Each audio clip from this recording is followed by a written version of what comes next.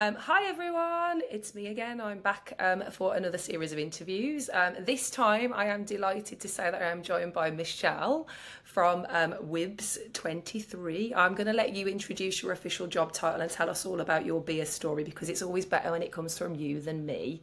But I'm super excited to have you here today. I know we've taken a lot of time to try and get to arrange this with our time zones and everything else, and I'm super psyched for the festival as well, so I can't wait to hear all about it. And I just want to give you opportunity to tell everyone all the amazing things that are happening. So the floor is over to you.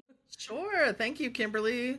Really great to talk with you all and excited to be repping my Arsenal boys over there in the I don't know why I'm UK. doing that. I don't support Arsenal. Uh, Arteta's doing us right. We're playing a flurry of games lately and we're doing all right. So it's fun to be able to support. Yeah. Anyways, my name is Michele Wonder. Like Kimberly said, I am with WIBS, Craft Fermentation Summit. This year is the third annual. I co-founded it with Melissa McCann, and I am the media director for the Women's Craft Fermentation Alliance, and that's the 501c3 that we created to support the summit. And we also have some other initiatives and stuff that are coming out under the WCFA umbrella. So check WIBS 23 out for that because we're going to be making some really cool announcements. Amazing, amazing. So Yeah. before we jump into talk about all things festival, because I know the countdown is on till we get to that point, I love to ask guests their beer story and how you got to this point, because I always think it's super interesting to get to know you a bit better. I normally would say over a beer, but I've chosen water tonight. I know it looks like a cocktail, but it's definitely water. We're drinking straight vodka and we know it. We Makes know it it. feel like it is a cocktail when it's in the glass. There you go. There you go. Well, I'm drinking coffee because it's, 10 a.m. my time. So there's no Irish in there even. Yeah, so the way I came to beer was, I was an avid consumer of beer since I was young, growing up in Long Beach, California, going to Cal State Long Beach. A lot of reggae, a lot of Red Stripe out of Jamaica. That was the beer we drunk in college. Then I moved over to Colorado well, actually, I moved to Ireland for a year after college. And of course, fell in love with the pub culture, fell in love with Guinness. That was really the first time I realized beer could be more than just a beverage you drank to have fun. It's really a sense of community over there, yeah? It's an identifier. It's something that really brings people together, and that was a really cool thing for me. And then I moved back to the stateside, went to Colorado. That was at the burgeoning of the craft beer industry out there, so definitely drank a lot of Fat Tire, all that good stuff from New Belgium. Experimented with that. Then I went back to school. Actually, I went to photography school in California. Drank a lot of wine because that was kind of what was out there in Santa Barbara. So I like to say I had a brief flirtation with wine, and then moved to San Francisco to be a photographer. And there was definitely great beer bars out there and loved to hang out and learn a little bit about it there. But, mostly I was just a craft beer aficionado. And then I moved to Portland in 2013, and all of a sudden beer menus had a lot more information on it, like IBUs. Um, Alongside the ABV, there was the IBUs, and I was like, what is this? And so you start to learn a little bit more, and it's obviously a pretty nerdy beer culture up here in Portland, Oregon. And my photography career after about 5 years was starting to wane a little bit. I was getting a little bit tired of being a one-man band. Being a real small business owner in a creative field is very difficult, and was ready to hang up the camera gear and realized, beer is something I could probably do. To me, it seemed like not that different because photography is like a creative endeavor within a very strict scientific framework, right? Like you have certain aspects in photography of film speed, shutter speed, aperture. Those are scientific things that create the image. But with those few items, you have unlimited creativity. And I feel like beer is very similar, right? Like you have some very basic things you have to work with: yeast, hops, malt, and water. And from that, you can get just this unending amount of creativity. So that's when I was like, huh, I'm going to start figuring this out. That's so Yeah. cool. So, in terms of the festival, we're obviously, it's evolved over the last couple of years. Um, what would you say? How has it evolved? Can you tell us just a bit more? And just, I guess, we're on a journey and it's going to have longevity. So I'm kind of interested where we're positioned right now, and I guess also what your future hopes are. Yeah, for sure. We founded WIBS. The very first one was in spring of 2021, and it was a direct response to the pandemic and the fact that, there's very few craft beer, homebrew spaces that are kind of identified and aimed towards women in the hobby, in the industry. And my co-founder, Melissa McCann, she actually was the director then of the Queen of Beer, which is a homebrew competition strictly for women, the oldest in the country in the U.S. And she reached out to my good friend and colleague up here in Portland, Jen McPoland, who actually runs the She Brew Festival, which is both a homebrew competition and a beer festival highlighting women in the craft beer and the homebrewing space. And they were both like, we can't do our thing. It's been a couple years and we know that these folks that participate are missing out on that sense of camaraderie and community. And so we said, what can we do, And the Beer Summit was born, and it just kind of grew and grew and grew, even in that first year of formulating it, to be an international. We were getting speakers from all over the world because like today, right? Like you're over there, I'm over here, and we're all here together because of the wonder of, digital spaces. And we all now see the value in those spaces, right? Like I think that is something that COVID gave us, was it's not lesser than, and it's not an alternative, it's an addition to in-person events and in-person meetings and stuff like that, right? So we really wanted to use that space to build that sense of camaraderie and community.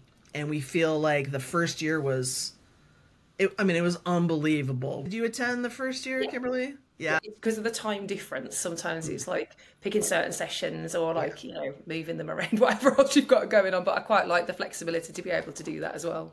Yeah, for sure. But I know that, no matter where you are in the world, if you can try to attend one or two of the sessions live, because the chat feature going is always super engaged. People are making connections. People are talking on the side, making, relationships that they take outside of the summit. And that's just such a wonderful part of it. So that first year was really so inspiring. We're like, we have to double down. We got to do this again. And so the Women's Craft Fermentation Alliance was born, and we've just continued to grow just with the scope of things. We have more types of producers now. We've gone away from the Women's International Beer Summit, and we've created it into the acronym of WIBS, a Craft Fermentation Summit. So to let folks know, that yes, while we center women and non-binary folks, everyone is welcome at the table. And our speakers are amazing. They have lots of things to contribute.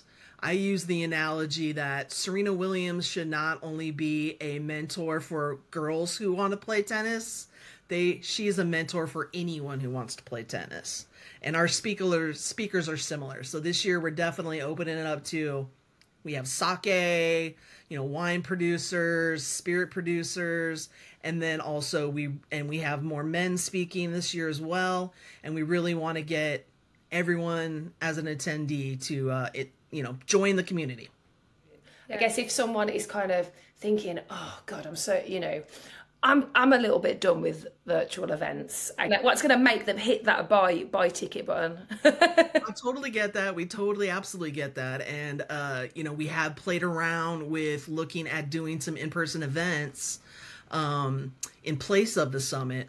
But we put out surveys to our attendees and after the summit, after each year, and the response was overwhelming that they wanted it to remain virtual because of the flexibility, because You don't have to spend the money to travel to a conference and buy an expensive plane ticket. To the sun, tickets are more expensive to conferences, right? Like HomebrewCon is $450, something like that.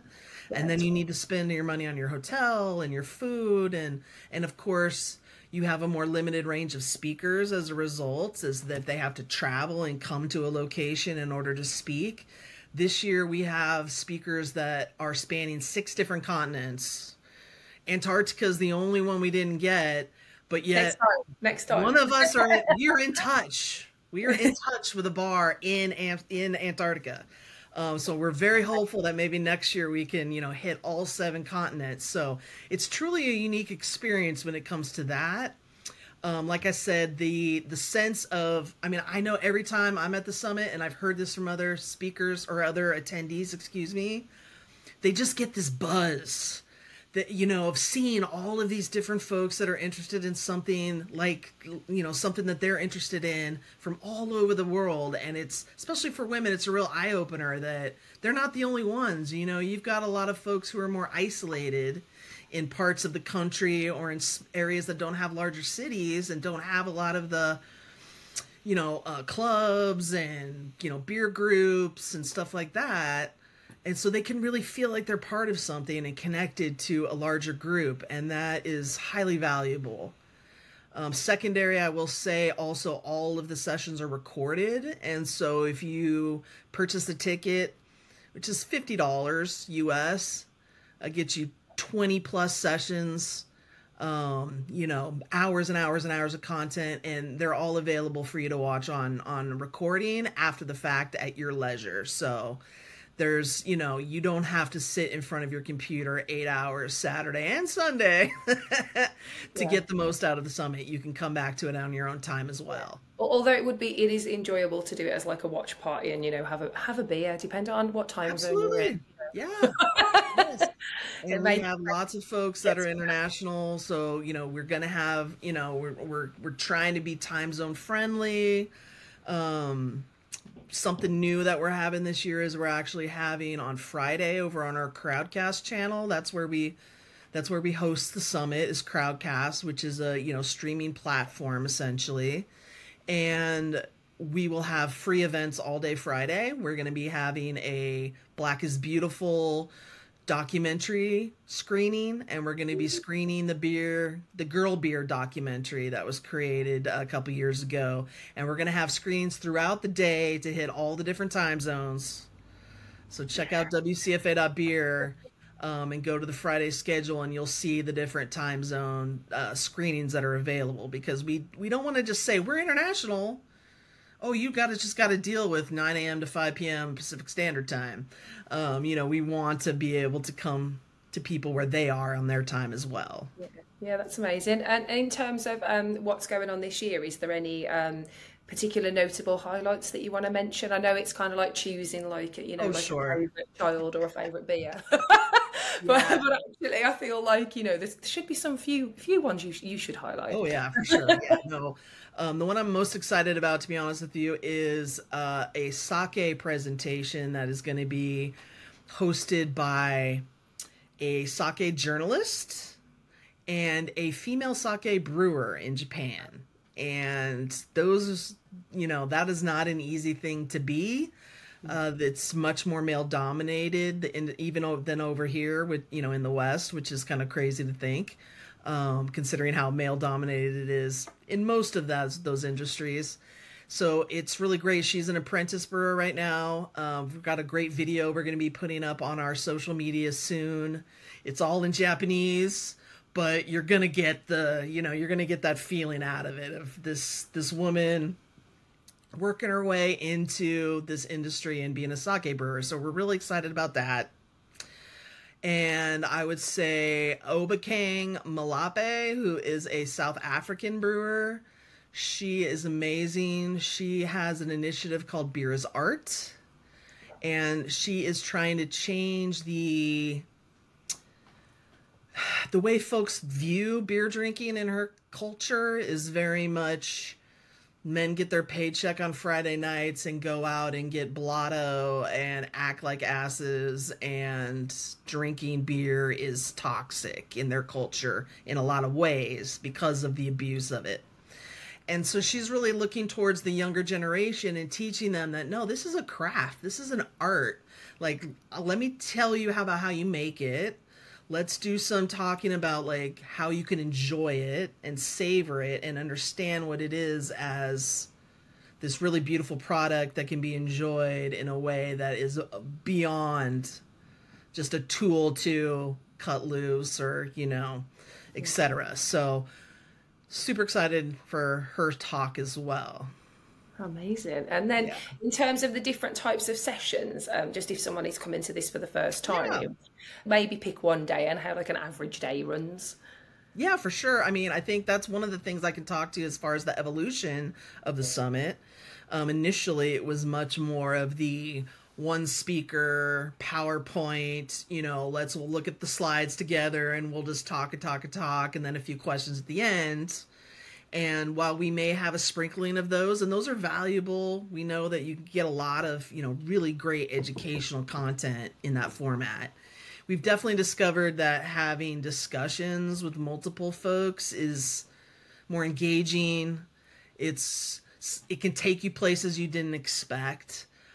Folks can really delve into content and topics in a way that's less rehearsed. And we can also use a lot more input from the attendees of what they're talking about in the chats and what they're curious about. So rather than the formalized structure of question and answers at the end, that's a nice thing about the Crowdcast format is it has a little ask a question box. And so that's getting fed constantly. We've got a tech moderator who's watching for those so they can interject as the talks evolve and as the conversation evolves.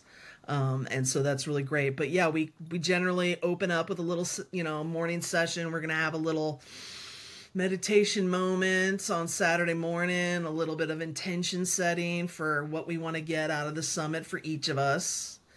And then we're off and running with our talks, and they're running somewhat concurrent, but there's just a little bit of overlap. So in years previous, we had maybe 3 talks going simultaneously, and you could bump around to whichever ones you wanted or pick and choose. This year we've slimmed it down a little bit. I think, year 1 we had a lot of great content. Year 2 we were like, let's double it. And it was a lot to cope with on both the back end and the front end. And so this year we're a lot more focused.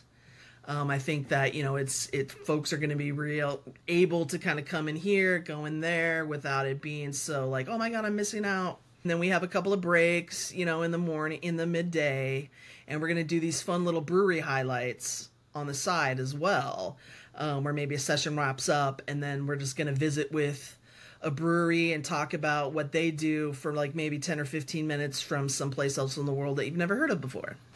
It sounds amazing. Sounds great. So I think in terms of, if you are thinking about attending and you're watching this, I think, it's really important to, it is a thing for participation. It's not, a one-dimensional event. And I think, I know because I'm doing the digital creators panel, and the audience will get to decide what we talk about. So it's very interactive. It's very risky for you as a speaker, but I think it's fun. So so just if you are sitting there and you're like, oh, I'm going to be sitting there listening to all of this stuff, you can kind of engage or participate as much or as little as you like. So I just kind of wanted to put that point across. And there are folks that are having watch parties for sure. There's different breweries doing events around. There's some that are doing like happy hours on Saturday evening to talk about what you enjoyed at this on day 1 and what you're looking forward to on day 2, and there's lots of different ways to engage with it in your local community. And that's something that going forward we're definitely looking to put together some more focused community events outside of just the digital summit throughout the year. Yeah, you've got an amazing thing going. So super proud of everything you've done so far. So I hope you are too. We talked about, I guess purpose and, you know, setting intentions for the day. I guess me asking you that question, what is your intention for the festival? And actually, you know, if you look back on this in, you know, a couple of months' time and you're like, I'm really happy about XXX, what will that be for you? Great question, Kimberly. You know, it changes year to year without a doubt. And you know, this year being the third year, I'm very anxious to see more attendance, participation. I'm very anxious to see a wider group of attendees really coming to the table and learning from the speakers we're able to put together. You know, it's wonderful. We have lots and lots of returning attendees who've been every year. Once they come, they're like, I will never ever miss this. And we love those people. They are our core. We'd really love those people to reach out and say, hey, you know, you might not have known about this. You might not be a woman in beer, but you're someone who loves this stuff too. Come join me, you know, come in. And so really finding that larger audience that can understand that women in the industry have value beyond just talking about what it's like to be a woman in the industry. And that's something that's so sacred about our space is we don't ask that question unless the session is specifically about that issue. The first year it just wasn't part of the summit, and all of the speakers were so grateful for that. They're like, we very rarely get to come and share our knowledge and skills without that being the main lens through which we see it. Oh, you're a woman who does this.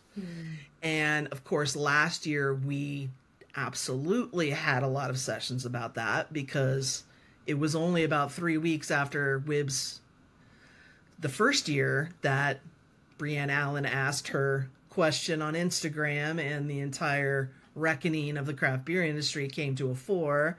And so in WIBS 22, we absolutely focused on that, mini sessions on that, because it was not something to be avoided. It was a conversation we were eagerly participating in and having across the industry. While certainly that's not over, it has not been won. You know, we have not achieved equality across all sectors. I think there's a lot of great information and content out there now about that. And so while we have one session that's going to be talking about festival planning and event planning and how to grow craft beer lovers and aficionados as a whole, they're also going to be, you know, there's going to be a diversity element to that, obviously. But yeah, so it's not as pinpoint focused this year, which people really appreciate. I'm just going to refocus on that question. What are you going to be happy with? What do you want to achieve? Look, I'm just pinning you down. Gotcha. Okay, cool. I think I would love to see more men come to the summit and be attendees. Absolutely. It's something that I'm really highly focused on, and I'm trying to get it out there without being too like, dude, what are you guys scared? Come on, come in. The tent doors are open.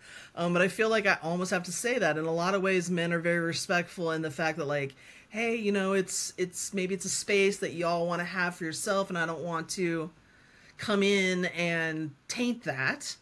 But that is really not what we're doing this year. So honestly, success to me would be folks understanding that WIBS is open to all and value can be had with, you know, everyone who participates can get value out of it. It's not a women's only type of a summit anymore. Amazing. And in terms of, so if you want to reiterate, like, how like the size of it. So you talked about how many sessions, but how many speakers is there? And I guess I'm trying to really like focus in on if someone is umming and ahhing over getting a ticket, you know, you're going to get a lot of value here. Yes, absolutely. I mean, you're going to hear from folks that are craft beer lovers, aficionados, just love to talk about like what beer tastes like, how enjoyable it can be to learn about the history of it. We've got Liz Garrity, who started up the Chicago Brewseum, It's like one of the only beer history museums in the country. It's absolutely phenomenal. And she's going to be talking, I think her talk is going to be focused on the importance of alcohol spaces and bar spaces in early immigrant life in America, which is really cool. You know, you just get that perspective on something that you haven't had before. So you've got the history of it. You've got folks who are home brewers, home craft makers, you know, that make mead, cider, wine, spirits, which you can't do at home, but They're allowed, it's fine. yeah. And then you've got professionals who are in the industry and want to share with you how they got there, you know, how they've opened up their businesses, how that's changed over time. We had a really great session last year from Mindscape Fermentations, which is this group that opened up in California, and they're focused on beer, kombucha. They like their whole entire food menu is fermented items, so they're really all encompassing. And they did a great session last year on how to plan and build a brewery, and they've now done that and launched it, and so they're going to be joining us and letting us know kind of how things have played out, what they've learned, what they would do differently based on what they talked about last year. So that's really great. So like I said, you get a lot of different aspects of craft fermentation across the board. So whether you are a connoisseur, you just like to drink it, whether you are an aspiring professional, homebrewer, etc., there's going to be value for you, and you're going to get inspired from all of those different types of speakers. And how do people get tickets? I'm just giving you a plug here. Oh, yeah. Right. Well, like I said, Crowdcast is the organization, is the software that we utilize to host the summit. So if you go over to wcfa.beer, that's our website, you will find all things WIBS, and there's very clear links in there that you can follow to go and get tickets, and it's $50. It's a phenomenal deal, really, considering it's, you know, 2 full days, 35 plus speakers. We're going to be having tons of giveaways. We have scholarships available. You can go to the website, wcfa.beer. There's scholarships. We are going to ask you to opt into those, because obviously if we're going to be giving someone a BJCP judges training course, not everyone's going to want to utilize that. So if that's something you're interested in, look at the scholarships. If that's something you would like to get your hands on, opt in by filling out a little form. And we've got great giveaways throughout as well. So, you know, there's just so much fun to be had. And if you want to find out more about any of the speakers or any of the sessions, the website is very comprehensive, but I know that you know, on Instagram in particular, you're doing a deep dive with some kind of mini previews with all the speakers, just to kind of, you know, give people like a little summary of what's to come and get people excited over the next couple of weeks. So we've been putting out little your Instagram, so people go there as well. Yeah, absolutely. Instagram. Our Instagram is WIBS, WIBS _WCFA. And our Facebook is Women's Craft Fermentation Alliance. And yeah, you can check us out there. We have a YouTube page as well, Women's Craft Fermentation Alliance. You can access all this from our website as well.